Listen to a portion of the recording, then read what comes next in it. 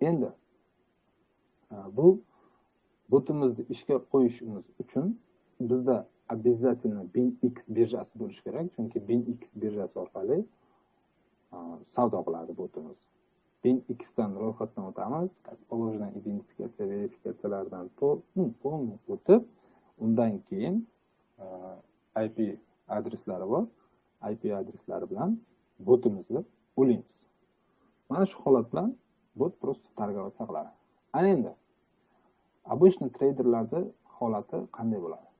Masalan, men o'zimdan qiyos qilib aytaman. Men masalan futures bo'limida savdo ham qilaman. Hozir mana данный moment mana bu zonaga kelib ozgina торговаться bo'lib, ko'tarilishini masalan kutyapman.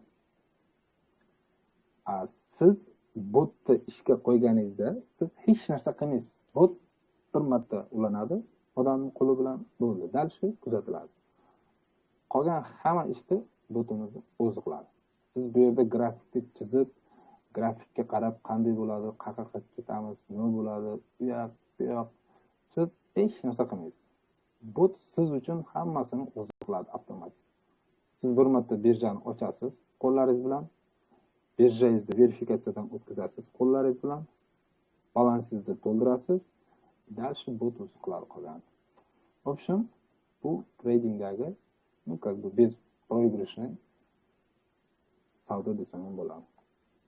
Qani marhamat, kimga qiziq sport bo'limida birjada savdo qilib foyda qilishni xohlasa, marhamat kelinglar.